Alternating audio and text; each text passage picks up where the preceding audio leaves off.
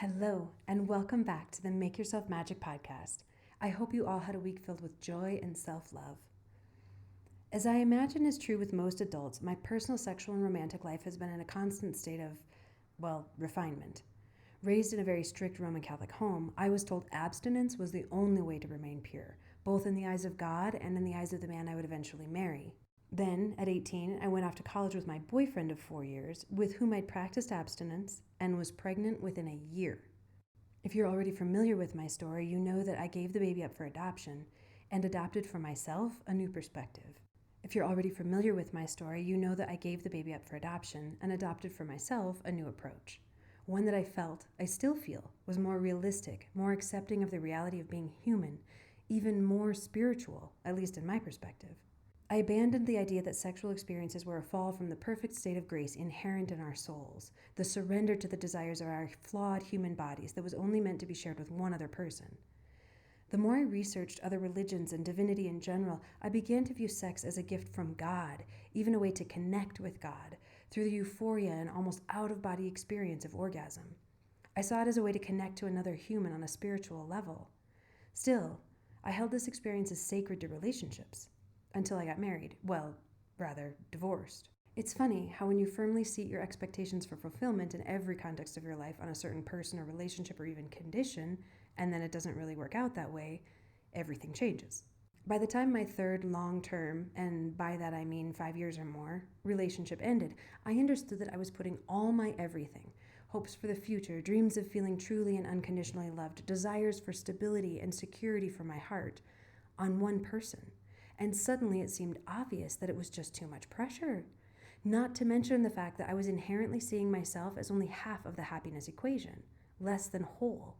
My spiritual education was feeding in me a new perspective, that self-love and reliance were the keys to happiness. And if I happened to find a lasting romantic relationship too, that would just be the cherry on top of the decadent dessert I'd already made for myself, by myself.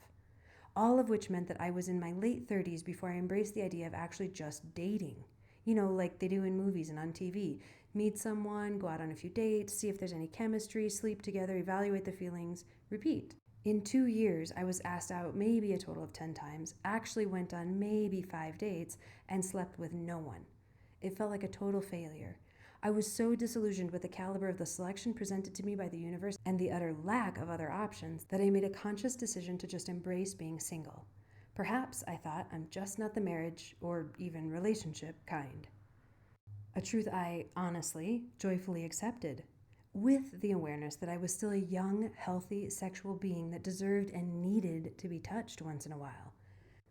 So I decided to stick to hot sex with beautiful men with whom I had no interest whatsoever in a future. Which is, not coincidentally, about the same time I let go of the idea that my body was sacred. I didn't mean to do that. Of course I thought of my body as sacred. More sacred than I'd ever believed it to be before, actually. I was more confident, more self-empowered, more independent than I'd ever been. Like Julia Roberts in Pretty Woman, I fully believed in the delusion of my perspective. I say who, I say when, I say who. But in the same way she was pressed into saying yes by her need to survive, I pressed myself into saying yes to the man that was interested in me at the moment, because I didn't know when I'd get another moment. And none of them were even in contention to be boyfriend material, so as long as they were healthy and respectful and we had chemistry, did it really matter? A few years ago, I let myself fall in love again, and it ended in total disaster, again, and I emerged on the other side a little less than a year ago as a 42-year-old single woman. Proudly, fiercely so. As the pain of the breakup subsided and I began to recover my sense of empowerment and femininity and self-oriented focus, I was reminded of all I had given up to be in a relationship with that guy. Which is not to say that I'm anti-relationship, not exactly. But as I rekindle this relationship with my former self, I have become aware of the ways in which it's different this time. I'm different. Recently, for the first time in almost a year, I was kissed by a stranger. A bunch, actually, like my lips were swollen. And he was admittedly quite attractive. The tiny little detail that caught my attention, though, was how I felt about it, about him, about myself. If you caught last week's episode, you heard the whole story, and you know that I came to some enlightening realizations around my boundaries in relationships, specifically the way I, or perhaps we, have to set boundaries with our romantic partners, whether those relationships last minutes or decades. But another thing I noticed almost immediately was that I felt a loss of power after I let him kiss me. A startling realization, to say the least. Choosing to allow myself to have romantic interactions with whomever I wanted, whenever I wanted, had felt so empowering just a few years ago. Making out with my date on the street corner or indulging in all of my most corporal desires and then going to bed alone gave me a sense of the power of my femininity, the sexiness of confidence, the liberation in bucking unspoken societal rules and doing exactly what I believed was right for me in any given moment, which, perhaps obviously, made for an uncomfortable and rather jarring awareness last week. There was no rush, no high from the feeling of owning my personal power and sexuality, and the reason I discovered is that I felt devalued. The rebellious 20-something in me is recoiling in horror as I type the words. Maybe my mother was right. I mean, she wasn't. Not in a broad context. I still don't believe that our sexuality and sexual desires are somehow abhorrences of our souls and a capitulation in our struggle to ignore and rise above our humanness. But I can concede that if I had really thought that the guide guy who kissed me was worthy of that gift of my body and energy, I would not have felt disempowered by my surrender to his advances. And this, of course, is not to say that I am in some way better than he is. Absolutely not. Just that because I did not have any desire for him and yet let him continue to kiss me throughout the day, I was sending a message to myself that what he wanted, physical romantic contact, was more important than what I wanted, to climb. As I mentioned in last week's podcast, the reality that I let him kiss me was more about my concern for his feelings, his pride, potential awkwardness or embarrassment. And as I thought about it, I realized I'd done the same thing not long ago with my ex. We've been attempting to be friends, though he's been very clear about his desire that someday we'll go back to being more, and I've been very clear about the reality that I don't have any interest in that. But when he was in town a while ago and going through perhaps the most difficult struggle his family has ever faced, I agreed to see him, and I let him kiss me. I felt bad for the guy. He really was struggling through several particularly horrifying circumstances in his life at the moment. He needed to be held, soothed, offered a safe place and person where and with whom he could entirely let down his guard and sob. And I gave that to him. And he did. You guys starting to see a pattern here? Yeah, me too. And it isn't just me. I have a friend that's in a relationship with someone that is not treating her well at all. They've been trying to make it work for months, years. But the partner we'll call George continues to tell the person we'll call Tina that his disinterest in her is just stress, that her family are too complicated for him to invest in a relationship with them, that he's depressed and that's why he's almost completely ceased participating in their life as a couple. Tina, for her part, tells me that she, quote, gets it and, quote, understands where he's coming from, but in the same sentence laments how lonely and unwanted she feels, how he prioritizes the family dog over time with her, how she hasn't received a gesture of real love in years. Another friend of mine realized that after years of dating the same guy, their goals and future dreams and even daily habits do not align enough for her to be happy with him in the long term. But he's a depressed alcoholic, and she's afraid that if she ends things with him, it will hurt him so much that he'll attempt suicide. Again. This kind of thing even happens in platonic relationships. Two people with whom I'm very close are dealing with friendships in which they feel as though they are solely valued in the way that they feed the ego or drama of the other person involved in the relationship. In both cases, my friends don't feel appreciated or even seen, but rather as though they are props in the lives of their friend. Talked over or ignored when they want to add something to the conversation, pushed into doing things they don't want to do because the friend wants to do it, guilted into doing favors when they don't really have the time or resources themselves. All of this to say, my friends, that the answer to the question of whether or not there is such a thing as too much compassion is a resounding yes. I let myself be kissed in both cases because I felt bad for the other person. I was trying to show kindness, compassion. Two women I know are staying in unhealthy relationships because they are, quote, being compassionate toward their wounded partners. Other friends are giving their time, energy, and attention, resources they don't actually have to spare, to other people that are not in any way participating in a healthy, balanced, reciprocal friendship. Taken at face value, it's difficult to acknowledge that there may be a boundary with compassion that, once crossed, toxifies the effort. Because, of course, compassion is important, essential, fundamental to sharing our world with the other flawed and damaged humans. Dictionary.com defines compassion as, quote, a feeling of deep sympathy and sorrow for another who is stricken by misfortune, accompanied by a strong desire to alleviate the suffering, end quote. And perhaps that last phrase is where we get tripped up. Equally, it could be the metric which we can employ to determine when compassion becomes toxic. Because one of the problems implicit in that desire to alleviate the suffering is that in our effort to do so, we may often actually be perpetuating the problem. In Tina's case, for example, when she voices her feelings about the relationship to George, he often, and likely unintentionally, abandons his responsibility. I must just be the worst partner. Why are you even with me? Maybe we shouldn't be together.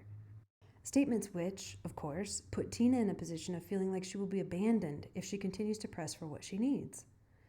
What's more, Tina's deep love for George, her compassion, often compels her to tell him, no, you're not the worst partner. I want to be with you. I want to make this work. This then relieves George of his feelings of guilt, assures him that she won't do the leaving, and leaves him to continue behaving exactly as he always has. And that is his absolute right, to be who he really is. And Tina's right, her responsibility, is to see that truth and make her own decision. However, in this framework, if Tina leaves him, then he's the victim. And she is a failure at supporting her partner through his depression or trauma or whatever. George now has a license to continue in his pattern, wallow in and blame his victimized state.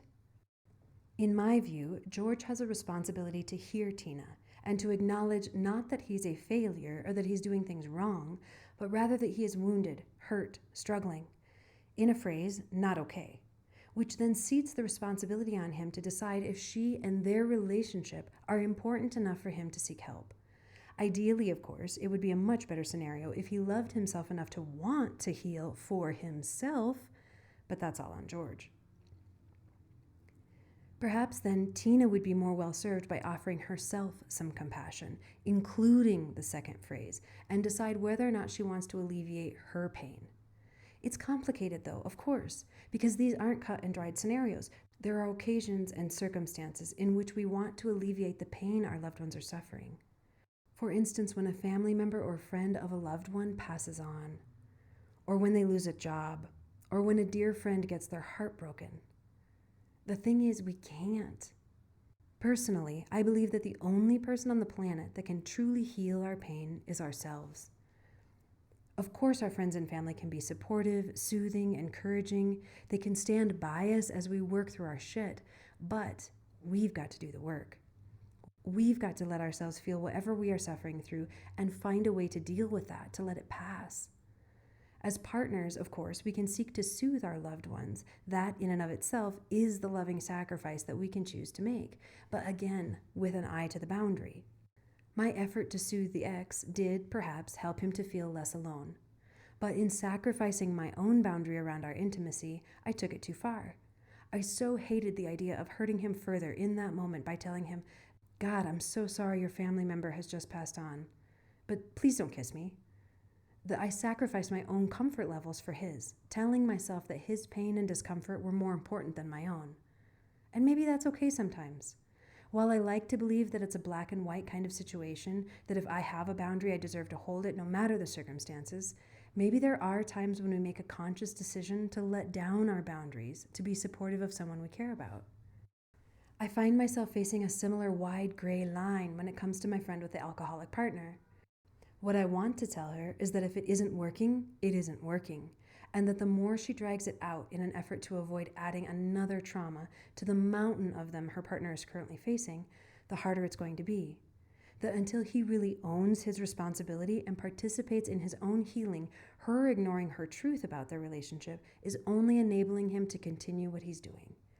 And, not incidentally, keeping her from moving on with her life, focusing on herself and her joy.